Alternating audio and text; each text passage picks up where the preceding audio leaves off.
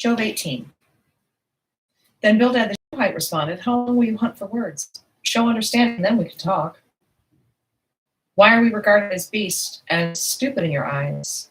Oh, you who tear yourself in your anger, for your sake is the earth to be abandoned, and the rock to be moved from its place? Indeed, the light of the wicked goes out, and the flame of his fire gives no light. The light in his tent is darkened, and his lamp goes out above him. His vigorous stride is shortened, and his own scheme brings him down. For he is thrown into the net by his own feet, and he steps on the webbing. A snare seizes him by the heel, and a trap snaps shut on him. A noose for him is hidden in the ground, and a trap for him on the path. All around terrors frighten him and harry him at every step. His strength is famished, and calamity is ready at his side. His skin is devoured by disease, the firstborn of death devours his limbs. He is torn from the security of his tent, and they march him before the king of terrors. There dwells in his tent nothing of his, brimstone is scattered on his habitation. His roots are dried below, and his branches cut off above. Memory of him perishes from the earth, and he has no name abroad. He is driven from light into darkness and chased from the inhabited world. He has no offspring or posterity among his people, nor any survivor where he sojourned. Those in the west are appalled at his fate, and those in the east are seized with horror. Surely such are the dwellings of the wicked. You torment me and crush me with words. These 10 times you have insulted me. You are not ashamed to wrong me. Even if I have truly erred, my error lodges within me. If indeed you vaunt yourselves against me and prove my disgrace to me, know then that God has wronged me and has closed his net around me. Behold, I cry violence, but I get no answer. I shout for help, but there is no justice. He has walled up my way so that I cannot pass, and he has put darkness on my paths. He has stripped my honor from me and removed the crown from my head. He breaks me down on every side, and I am gone, and he has uprooted my hope like a tree. He also has kindled his anger against me and considered me as his enemy. His troops come together and build up their way against me and camp around my tent. He has removed my brothers far from me, and my acquaintances are completely estranged from me. My relatives have failed, and my intimate friends have forgotten me. Those who live in my house and my maids consider me a stranger. I am a foreigner in their sight. I call to my servant, but he does not answer. I have to implore him with my mouth. My breath is offensive to my wife. I am loathsome to my own brothers. Even young children despise me. I rise up and they speak against me. All my associates abhor me, and those I love hate, and those I love have turned against me.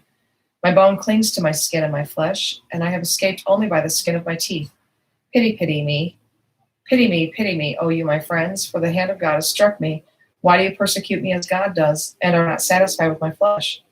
Oh, that my words were written. Oh, that they were inscribed in a book.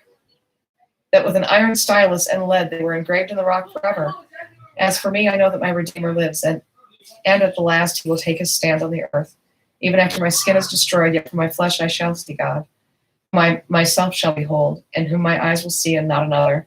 My heart faints within me. If you say, how shall we persecute him, and what pretext for a case against him can we find?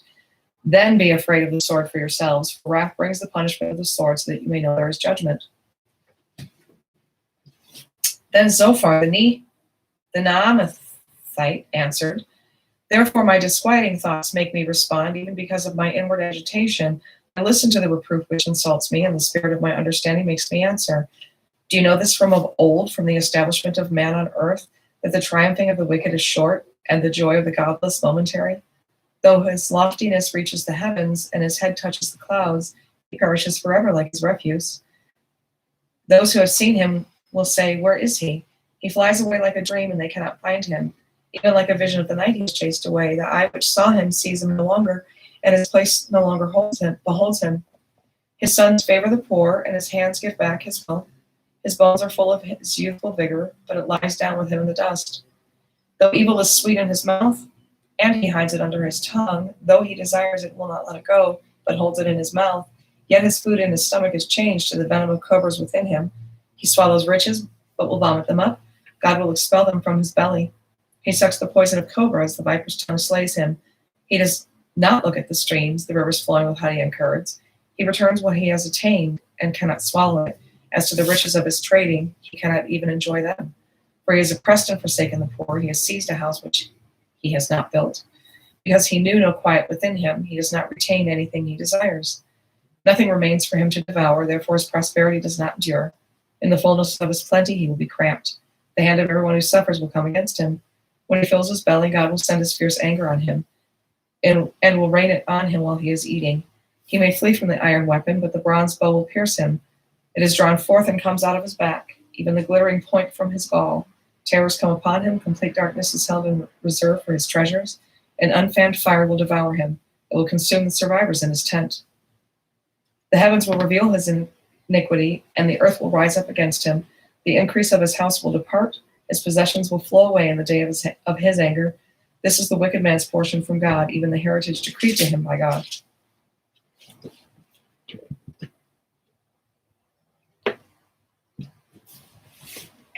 Then Job answered, listen, let this be your way of consolation. Bear with me that I may speak. Then after I have spoken, you may mock. As for me, is my complaint to man? And why should I not be impatient? Look at me and be astonished, and put your hand over your mouth.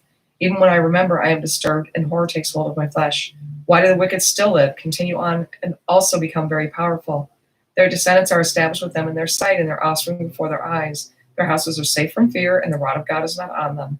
His ox mates without fail, his cow calves and does not abort. They send forth their little ones like the flock, and their children skip about. They sing to the timbrel and harp, and rejoice at the sound of the flute. They spend their days in prosperity, and suddenly they go down to Sheol. They say to God, depart from us. We do not even desire the knowledge of your ways.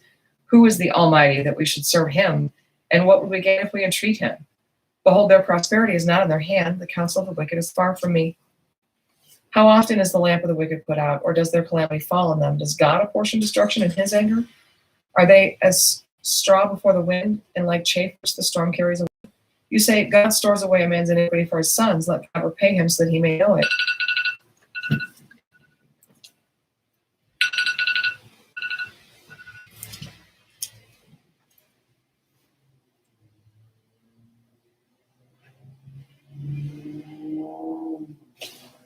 Let his own eyes see his decay, and let him drink of the wrath of the Almighty. For what does he care for his household after him when the number of his months is cut off? Can anyone teach God knowledge, in that he judges those on high? One dies in his full strength, being wholly at ease and satisfied. His sides are filled out with fat, and the marrow of his bones is moist. While another dies with a bitter soul, never even taking down in the dust, and worms cover them. Behold, I know your thoughts, which you would wrong me, for you say, where is the house of the nobleman, and where is the tent, the dwelling places of the wicked? Have you not asked wayfaring men? Do you not recognize their witness? For the wicked is reserved for the day of calamity. They will be led forth at the day of fury. Who will confront him with his actions, and who will pay him for what he has done? While he is carried to the grave, men will keep watch over his tomb. The clouds of the valley will gently cover him. Moreover, all men will follow after him, while countless ones go before him. How then will you vainly comfort me, for your answers remain full of falsehood? That's it for today. We ended at the end of Job 21. Thursday out.